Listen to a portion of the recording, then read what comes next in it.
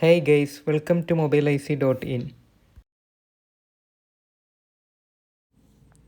ഇപ്പം കുറച്ചായിട്ട് കണ്ടുവരുന്നൊരു പ്രോബ്ലം കേട്ടോ, ഐഫോൺ 12 പ്രോ സൗണ്ട് ഇഷ്യൂ ആയിട്ട് ഇയർ വോളിയം പെട്ടെന്ന് ഒരു ദിവസം അങ്ങോട്ട് കട്ടായി പോകും ഈ പുതിയ അപ്ഡേഷൻ്റെ ശേഷം. അപ്പോൾ അങ്ങനെ അതിനെപ്പറ്റി കൂടുതലായിട്ട് സെർച്ച് ചെയ്തതിൻ്റെ ശേഷം ആപ്പിളിൻ്റെ ഒഫീഷ്യൽ സൈറ്റിൽ തന്നെ അതിനെപ്പറ്റി പറയുന്നുണ്ട്. അങ്ങനെ കംപ്ലയിൻറ്റ് വരുന്ന ഫോൺ ഏകദേശം ഒക്ടോബർ 2020 മുതൽ ഏപ്രിൽ 2021 വരെ ആ സമയത്താണ് ഇങ്ങനെ കംപ്ലയിൻ്റുള്ള ഫോണുകളായിട്ട് മാനുഫാക്ചറായിട്ട് അവരിറക്കിയത്. അപ്പോൾ ആ സമയത്തുള്ള ഫോണുകളൊക്കെ അവരത് റീപ്ലേസ് ചെയ്ത് കൊടുക്കുന്നുണ്ട്. റീപ്ലേസ് ചെയ്ത് കൊടുക്കുക പറഞ്ഞാൽ ഡിസ്പ്ലേ റീപ്ലേസ് ചെയ്ത് കൊടുക്കുക ചെയ്യുക.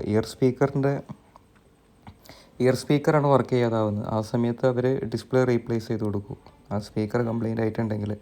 പിന്നെ ആണെങ്കിൽ ഇത് ഇപ്പോൾ ഒരുപാട് ഫോണിപ്പോൾ ഇങ്ങനെ പല കസ്റ്റമറും വരുന്നുണ്ട് ഈ ഇഷ്യൂ ആയിട്ട്. അപ്പോൾ ഇങ്ങനെ വരുന്ന സമയത്ത് സാധാരണ എല്ലാവരും ആ ഇയർ സ്പീക്കർ സ്ട്രിപ്പ് മാറ്റാനോ സ്പീക്കർ മാറ്റാനോ ആണ് ശ്രമിക്കുന്നത്. പക്ഷേ ഇത് വാറണ്ടി കഴിഞ്ഞിട്ടുണ്ടെങ്കിലും ഏകദേശം വാറണ്ടി കഴിഞ്ഞതാണെങ്കിലും ആ പേപ്പറിൽ പറയുന്നുണ്ട് ഒരു 2 ഇയർ വരെ, ഈ സമയം കഴിഞ്ഞിട്ട് 2 ഇയർ വരെ ഉള്ളത്. അതിൻ്റെ ലിങ്ക് ഞാൻ താഴ്ത്ത് കൊടുക്കുന്നുണ്ട്, ആപ്പിളിൻ്റെ സൈറ്റിൽ ഒഫീഷ്യലായിട്ട് അതിനെപ്പറ്റി പറയുന്നത്.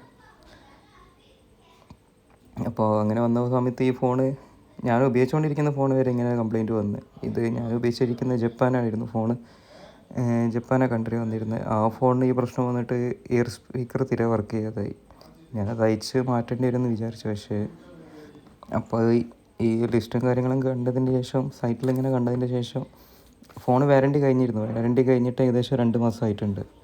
അപ്പോൾ സർവീസ് സെൻറ്ററിൽ കാണിച്ചപ്പോൾ അവരത് റീപ്ലേസ് ചെയ്ത് തന്നു. ഡിസ്പ്ലേ ആണ് അവർ റീപ്ലേസ് ചെയ്തത്, ഇയർ സ്പീക്കർ മാത്രമല്ല. സാധാരണ ഇയർ സ്പീക്കർ ഇത് മാറ്റാൻ കുറച്ച് ബുദ്ധിമുട്ടാണ്, സ്ട്രിപ്പിൻ്റെ മുകളിൽ സോൾഡറിങ് ആയിട്ടാണ് വരുന്നത്. പിന്നെ അത് മാറ്റി വെറുതെ ഫേസ് ഐ ഡി അതൊക്കെ കംപ്ലയിൻറ്റ് വരുന്നതിനെക്കാട്ടി നല്ല സ്ട്രിപ്പാണ്, നല്ല റേറ്റും വരുന്നുണ്ട്.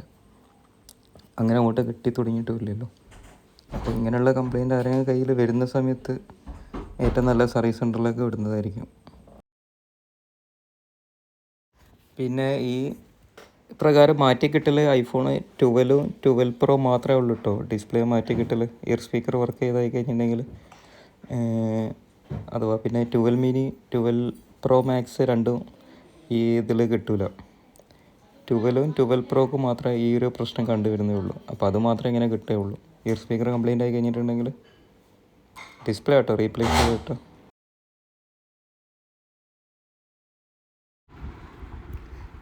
പിന്നെ ഞാൻ ഉപയോഗിച്ചുകൊണ്ടിരിക്കുന്ന ഫോണിൻ്റെ മാറ്റി കിട്ടിയതിൻ്റെ ബില്ല് ഡീറ്റെയിൽസ് കാര്യങ്ങളൊക്കെ ഇതിലിടുന്നുണ്ട് ഒരു പ്രൂഫായിട്ട്. പിന്നെ സൈറ്റിൻ്റെ അടിയിൽ ഡിസ്ക്രിപ്ഷനിലുണ്ട് കേട്ടോ, അതിൻ്റെ ആപ്പിളിൻ്റെ ഓതറൈസ്ഡ് സൈറ്റിൽ ഇതിനെപ്പറ്റി പറയുന്ന ലിങ്ക്.